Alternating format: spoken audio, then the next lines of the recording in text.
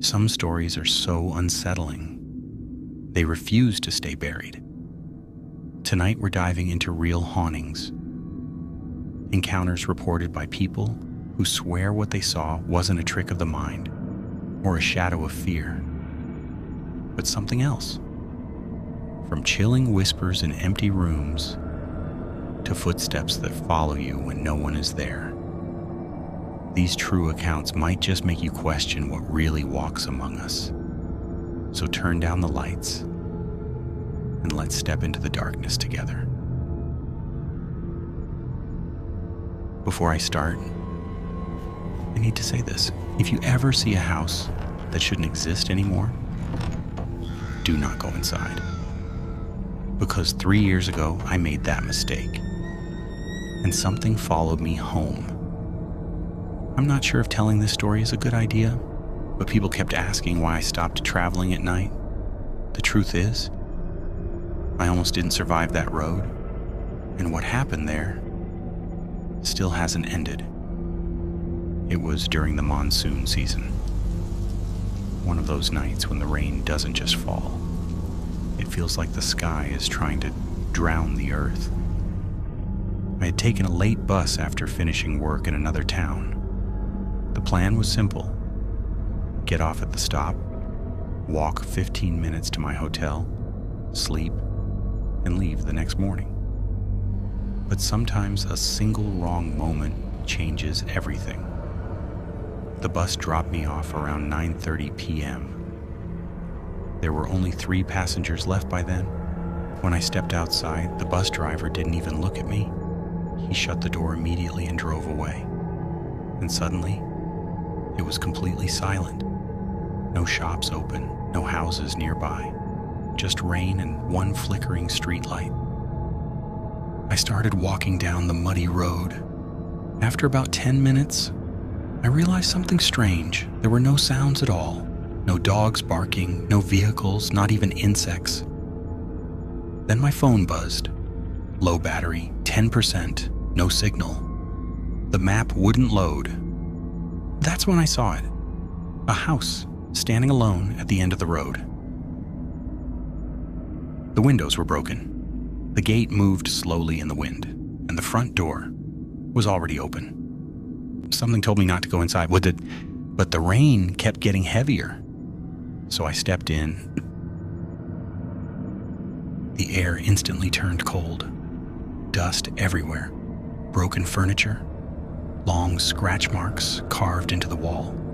Then suddenly, the door behind me slammed shut, and that's when I heard footsteps upstairs. Slow, dragging.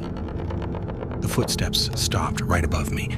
Then I heard breathing, and I saw a shadow at the top of the staircase, but there was no body casting it. A voice whispered right next to my ear, "You came back." The hallway stretched longer than it should. Doors opened slowly, one by one.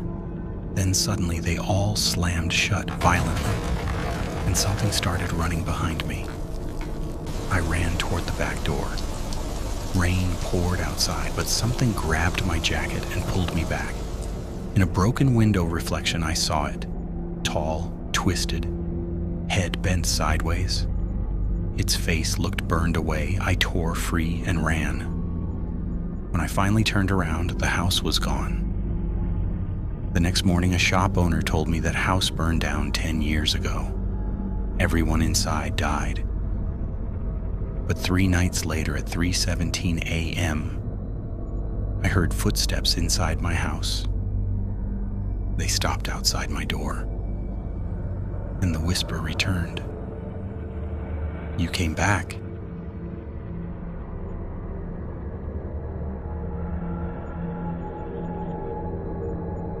It started with a sound, a soft vibration against the wooden table beside my bed. I remember opening my eyes slowly, still half inside a dream. The room was dark, quiet, and cold. My digital clock glowed red in the darkness, 3:07 a.m. My phone was ringing. That alone was strange. Nobody ever called me at that hour. Still groggy, I reached over and picked it up, and that's when my stomach dropped. The caller ID said, "Me," my own number. For a moment, I thought it was some kind of glitch, but something about it felt wrong. The phone kept ringing. I hesitated, then answered. "Hello?" For a few seconds, there was nothing but static. Then I heard breathing. Slow, wet. My heart started pounding. "Who is this?" The breathing stopped. Then I heard my voice. It whispered, "Don't turn around." I froze. The voice said, "He's standing behind you." I ended the call. Then another call. From my number. I answered. Too late. Something in my room moved. I turned around. Nothing, but my phone was gone. Then I heard it ringing in the hallway. Caller ID. "Me." I answered. A recording played. My voice. "He's watching you right now." At the end of the hallway, a shadow moved. It looked like me, but its face was blank. My phone shouted, "Run!" I ran into my room and locked the door. Another call. "You have to leave the house." Why? Because it learns every time you look at it. The doorknob turned slowly. 3 knocks. "It's almost the same as you now." The door creaked open. "Hey, it's me." It stepped inside, my face, but wrong. My phone displayed. Call ended. Replacement complete. The next morning, a call scheduled tonight. 3:07 a.m. Caller ID. Me again. I don't remember writing this story, but it's saved on my phone titled, "How I Took Your Place."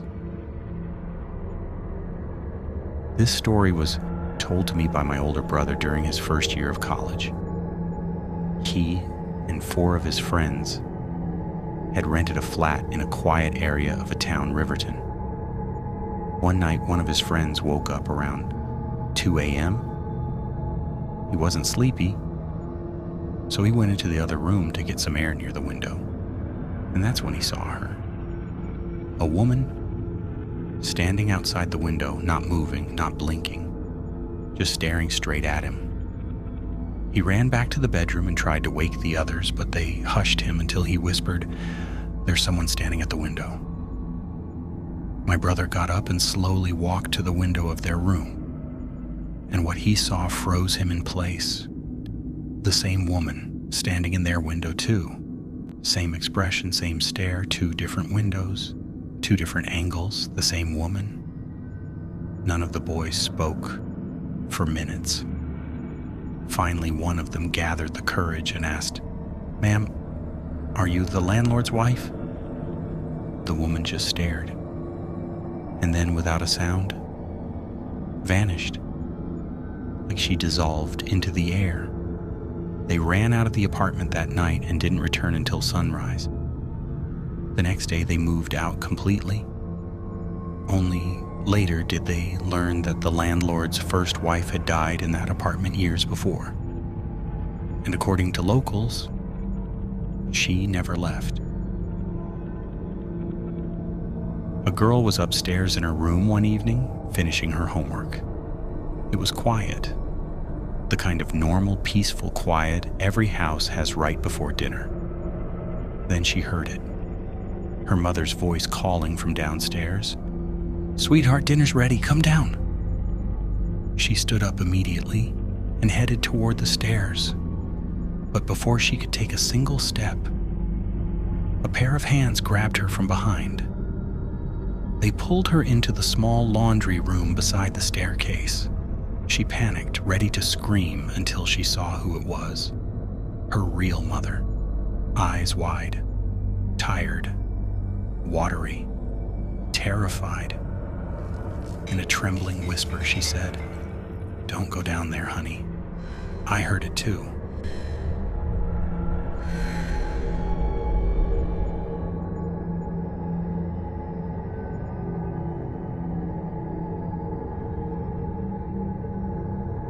One afternoon, I decided to take a quick nap.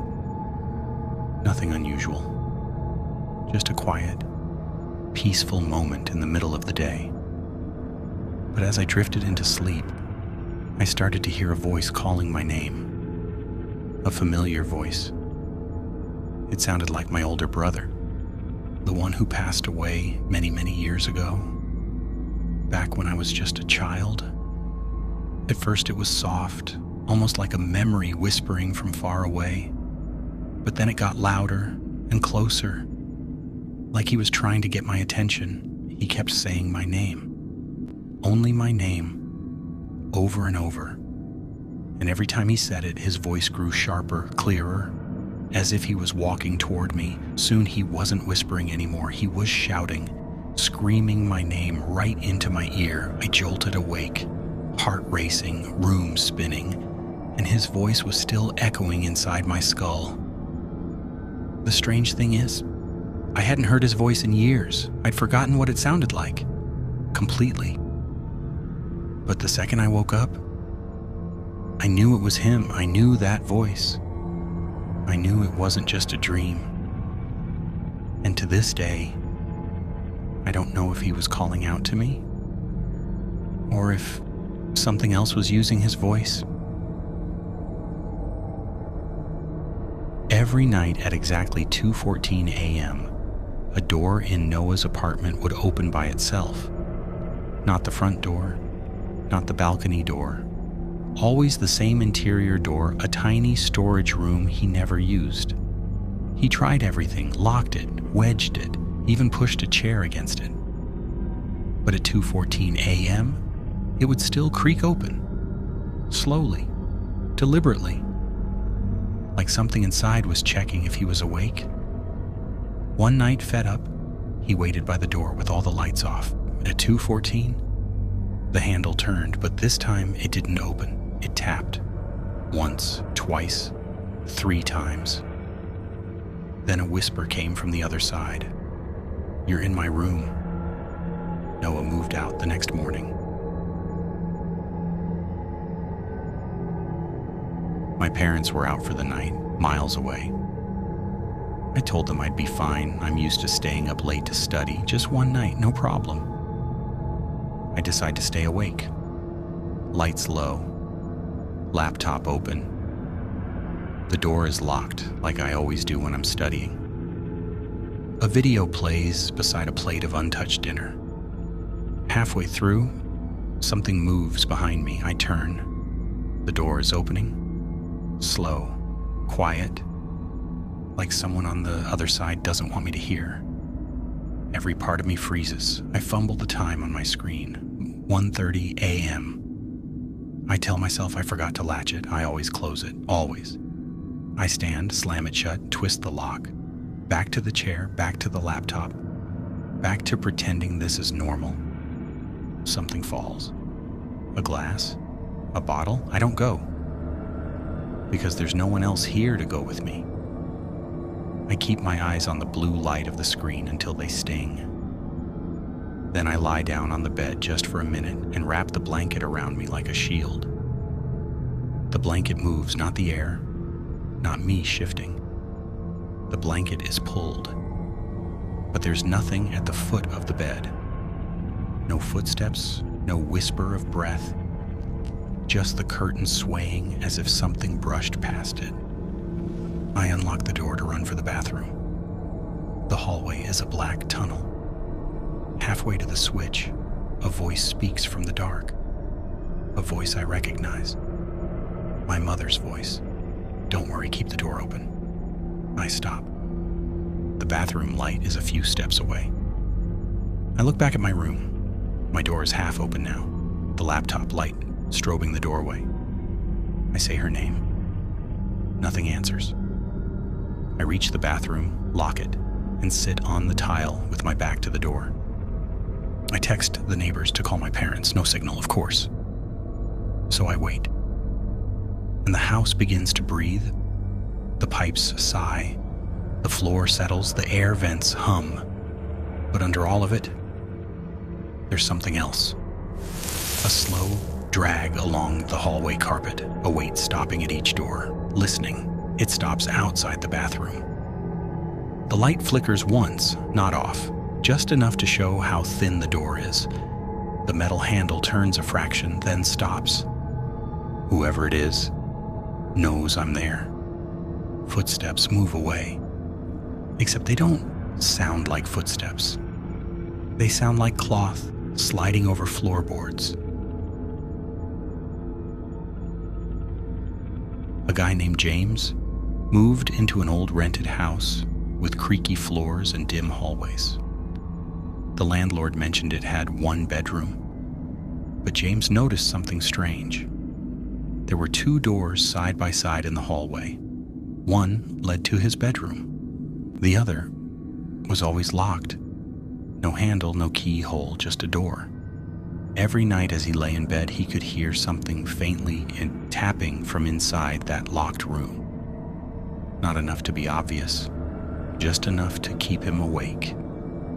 One night the tapping stopped, replaced by a slow, steady breathing sound.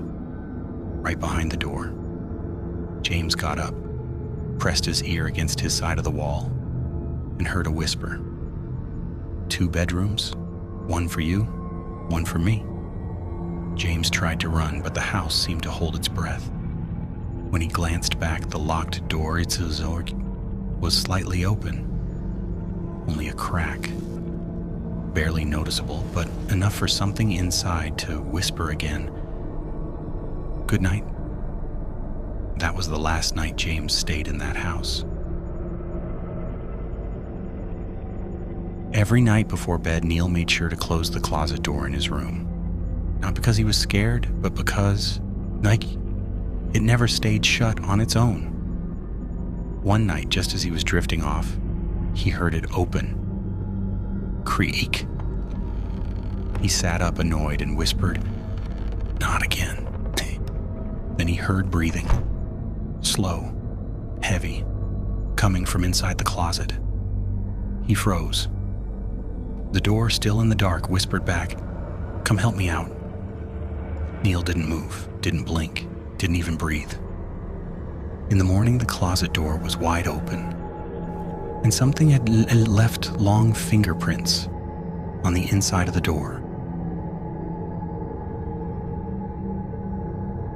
I was babysitting 2 kids one night, a 5-year-old and a 3-year-old. We were playing before bed, nothing unusual. They had this tiny toy piano, and I taught the older one how to play Mary Had a Little Lamb. Later, when they were tucked into their bunk beds, I sat on the top bunk, reading bedtime stories. The house was quiet, the kind of quiet that makes every sound feel louder. And then we heard it, the toy piano, playing Mary Had a Little Lamb, perfectly, slowly, note for note. Both boys sat up and looked at me with wide eyes. "Who's playing the piano?" they whispered. I had no answer. There was no one else in the room, no one else in the house. And that piano wasn't electronic. It had to be physically pressed. I stayed on that bunk until their parents came home. I didn't move, I didn't breathe. To this day, I still wonder who or what was playing that song. That house was either haunted or someone was in there with us. A father went to check on his 7-year-old son before bedtime. It was their nightly routine. But tonight, something felt off. His son was lying under the blanket, smiling. Not a normal smile, a wide, unnatural grin. "You okay, buddy?" the father asked. Still smiling, the child whispered, "Daddy, check for monsters under my bed." The father laughed nervously, knelt down and lifted the blanket, and underneath the bed was his real son, pale, shaking, terrified. He looked up and whispered, "Daddy, someone is on my bed." If you want more stories from the darker corners of our world, follow the echo, subscribe to Dark Myth Lab, and step back into the shadows with us.